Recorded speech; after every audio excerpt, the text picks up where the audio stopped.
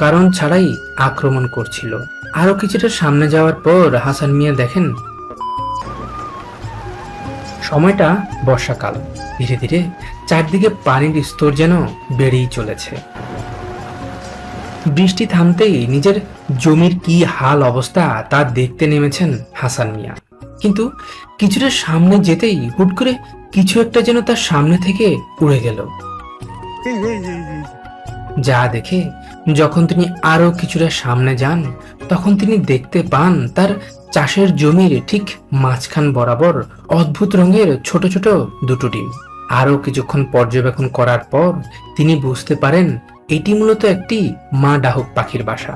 এরপর তিনি দ্রুত জায়গাটি ত্যাগ করেন। কিন্তু ঠিক পরের দিনই তিনি যখন আবারও ডাহুক পাখির বাসাটি পর্যবেক্ষণ করতে আসেন তখন তিনি দেখতে পান আজ বাসার মাঝে দুটো নয়, 3টি ডিম রয়েছে। এরপর কেটে যায় আরো বেশ কদিন। হাসান মিয়াও এ কদিনের ডাহুক পাখির বাসাটির কথা প্রায় ভুলতেই বসেছিলেন। কিন্তু আজ হুট করে ডিমগুলোর কথা মনে পড়ায় তিনি তার স্ত্রী আসমা বেগমকে সাথে করে ফের চলে আসেন সেই ক্ষেতের মাঝে। ক্ষেতের আশেপাশে বেশ কিছুক্ষণ খোঁজাখুঁজির পর তারা দুজন সেই মা ডাহুক পাখিটি এবং তার সাথে বেশ কয়েকটি ছানাকে দেখতে পেয়েছেন। কিন্তু এরই মাঝে শুরু হয় মুষলধারে বৃষ্টি। আশেপাশের মানুষ, তার উপর বৃষ্টি। এই দেখে মা পাখিটি তার সন্তানদের ঝোপঝাড়ের আড়ালে নিয়ে যেতে পাগল হয়ে উঠেছে। এরই ফাঁকে দুষ্টুমির ছলে আসমা বেগম একটি ডাহুক ছানাকে ধরে ফেলেছেন, যদিও তিনি বেশ কিছুক্ষণ ছানাটিকে আদর সোহাগ করে ছেড়ে দেন। ডাহুক পাখির এই পরিবারটি প্রায় সময়ই আসমা বেগমের ঘরের পিছনে থাকাই ডোবায় এসে ঘুরে বেড়াতো।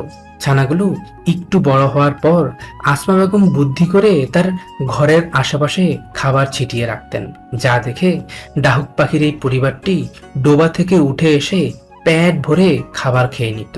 কিন্তু দিন কয়েক পর গ্রামের কিছু ছোট ছোট দুষ্টু বাচ্চা ছেলেপুলেরা ডাহুক ছানাগুলোকে ধরে ফেলে। খবর পেয়ে দৌড়ে যান হাসান মিয়া।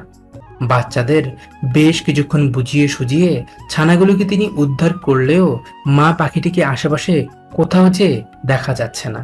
চারপাশে হাজার খোঁজাখুঁজির পরও মা পাখিটির দেখা না পেয়ে অনেকটা নিরুপায় হয়ে হাসান মিয়া ছানাগুলোকে নিয়ে আসেন তার ঘরের মাঝে। ঘরে এনে একটি খাঁচার ভেতর তিনি ছানাগুলোকে রেখে দেন।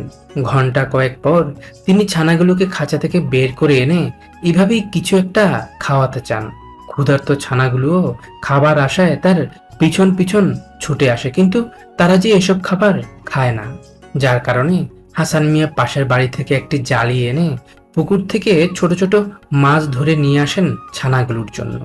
এরপর তিনি যখন ছানাগুলোর সামনে তাদের পছন্দের এই ছোট ছোট মাছগুলো দেন তখনই ছানাগুলো নির্দ্বিধায় ঘপ ঘপ করে খেতে শুরু করে। কিন্তু মা বিহীন এই ডাহুক ছানাগুলোকে তো তিনি আর এভাবে রাখতে পারবেন না। যার কারণে হাসান মিয়া বুদ্ধি করে খাঁচার ভেতরে ছানাগুলোকে ঢুকিয়ে এই পুকুরের মাঝে এভাবেই রেখে দেন, যেন সন্তানদের কিচিরমিচির শব্দ শুনে মা পাখিটি ফিরে আসে। প্রথম দিন তেমন একটা কাজ না হলেও ঠিক পরের দিনই হাসান মিয়ার বুদ্ধি কাজে আসে। ছানাদের ডাকাডাকি শুনে মা পাখিটি যখন ডোবাটির আশেপাশে ঘুরতে থাকে ঠিক তখনই সুযোগ বুঝে হাসান মিয়া ছানাগুলোকে ছেড়ে দেন। ছাড়া পেয়ে নিষ্পাপ ডাহুক ছানাগুলো আবারও ফিরে যায় তাদের মায়ের কোলে। কিন্তু হতভাগা এই ডাহুক ছানাগুলোর মায়ের ভালোবাসা হয়তোবা কপালেই লেখা ছিল না। মায়ের কাছে ছানাগুলো ফিরে যাওয়ার ঠিক একদিন পরেই ফাঁদ পেতে সেই ডোবার পাশ থেকে হাসান মিয়ার পাশের বাড়ির দুটো দুষ্ট ছেলে মা ডাহুক পাখিটিকে ধরে ফেলে। কাজ থেকে ফিরে খবর পেয়ে তড়ি ঘড়ি করে হাসান মিয়া তাদের ঘরে যায়, কিন্তু তিনি যে বড্ড দেরি করে ফেলেছেন। তাদের ঘরে যেতেই তিনি দেখতে পায় ইতিমধ্যে বদমাস ছেলে দুটো মা ডাহুক পাখিটিকে রান্না করার প্রস্তুতি নিচ্ছে। ডাহুক পাখি মাইরে ফেলা দিছ, ইয়ার তুলো খারাপ কাজ আর কি হতে পারে? এই রিয়ান, এই বাচ্চাগুলো আমি দেখছি আজকে একটু আগে, আর এই বাচ্চা রাইখে এই মা পাখি যেটা হেরে মেরে ফেলা দিছ, এই বাচ্চাগুলো আর কি হবে? এমন একটি দৃশ্য দেখে হাসান মিয়ার খুবই খারাপ লাগে। এরপর তিনি তাদের দুজনকে বেশ কিছুক্ষণ বুঝিয়ে সুঝিয়ে ঘরে ফিরে আসেন। কিন্তু এখনো সেই ডোবার আশেপাশে চড়ে বেড়ানো ডাহুক ছানাগুলো যে এতিম হয়ে গেল।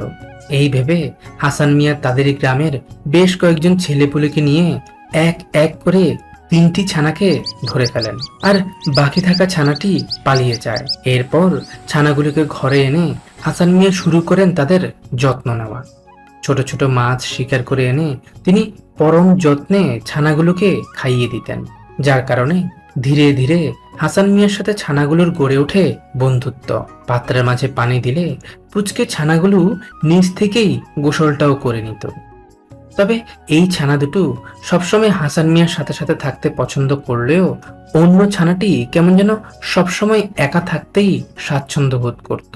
হাসান মিয়া এবং তার বড় ছেলের আদর যত্ন আর ভালোবাসা পেয়ে একটা সময় পাখির ছানাগুলো বেশ বড় হয়ে ওঠে। নিজ বাড়িতে থেকে ছানাগুলোর যত্ন নিতে না পারায় হাসান মিয়া এখন পাখিগুলোকে তার মুরগির ঘরের মাঝে রেখে দেন। কিন্তু সপ্তাহ কয়েক পর হাসান মিয়া মুরগির ঘরে এসে দেখতে পায় ডাহুক পাখিগুলো যে আর নেই। এদিক ওদিক খোঁজাখুঁজির পর তিনি বুঝতে পারেন এই ফুটো দিয়ে চালাক পাখিগুলো পালিয়েছে। তবে এতে করে তিনি তেমন একটা কষ্ট পাননি। কিন্তু দিন কয়েক পর হঠাৎই হাসান সাহেবকে দেখে এই ডাহুক পাখিটি দৌড়ে চলে আসে তার কাছে। এরপর তিনি আর ছানাটিকে খাঁচায় বন্দি করে রাখেননি। দেখতে দেখতে একটা সময় ডাহুক ছানাটি পুরোপুরি বড় হয়ে যায়, কিন্তু সে এখনো প্রতিদিন ছুটে চলে আসে হাসান মিয়ার কাছে। আবার খাবার না পেলে বদমাসটি এইভাবেই হাসান সাহেবের সামনে এসে অনবরত ডাকতেই থাকে। অনেক সময় তো রীতিমতো সে আক্রমণ করে বসে হাসান মিয়ার উপর। এতে যদিও বা হাসান সাহেব একটুও কষ্ট পান না, উল্টো দুষ্ট ডাহক পাখিটির এমন কার্যকলাপ তিনি অনেক বেশি উপভোগ করেন। তবে আজব এক কাণ্ড করে বসে ডাহক পাখিটি মাস 2 পর সে আজ একটি স্ত্রী ডাহক পাখিকে সাথে করে নিয়ে এসেছে হাসান মিয়ার ঘরে। মূলত দুষ্ট পাখিটি তার নতুন সঙ্গিনীকে তার বন্ধু হাসান মিয়ার সাথে পরিচয় করিয়ে দিতে এনেছে। পাখিটির এমন কার্যকলাপ দেখে হাসান সাহেব অনেক বেশি অবাক হন। এরপর তিনি একটু বুদ্ধি করে বন্য স্ত্রী পাখিটিকে একটি খাঁচার মাঝে বন্দি করে ফেলেন। মূলত তিনি চেয়েছিলেন বন্য ডাহুক পাখিটিকেও তার ঘরের মাঝে রেখে পোষ মানাতে। বেশ কয়েকদিন তাদেরকে একটি ঘরের মাঝে রাখার পর তিনি বুঝতে পারেন বন্য পাখিটি কখনো আবদ্ধ অবস্থায় ডিম বাচ্চা করবে না, যার ফলে তিনি আবারও তাদের দুজনকে পুরোপুরি মুক্ত করে দেন। কিন্তু পাখিগুলো এখনো প্রতিদিন হাসান মিয়ার কাছে ছুটে চলে আসতো খাবার খেতে। প্রায় 1 থেকে 1.5 মাস পরের ঘটনা। ইদানিং পাখিগুলো তেমন একটা হাসান মিয়ার ঘরে না আসায় হাসান মিয়ার বেশ সন্দেহ হয়। ঝাড় জঙ্গলে, পুকুরের আশেপাশে, ডোবায় বেশ কিছুক্ষণ খোঁজাখুঁজি করার পর কিছু একটা দেখে তিনি থমকে যান। তড়িঘড়ি করে নৌকা নিয়ে তিনি এবার নেমে পড়েন পুকুরের মাঝে। কিন্তু তার পোষা ডাহুক পাখিটি হাসান মিয়াকে দেখে আজ তেমন একটা খুশি হয়নি। সে উল্টো বারবার হাসান মিয়াকে কোনো কারণ ছাড়াই আক্রমণ করছিল। আরো কিছুটা সামনে যাওয়ার পর হাসান মিয়া দেখেন দুষ্ট ডাহুক পাখি দুটো যে এই নারকেল গাছের মাঝে বাসা বেঁধে ইতিমধ্যে ডিম পেড়ে বসে আছে। মিনিট কয়েক তাদের বাসা আর ডিমগুলো পর্যবেক্ষণ করার পর হাসান মিয়া খুশি মনে ফিরে যান তার নিজ ঘরে।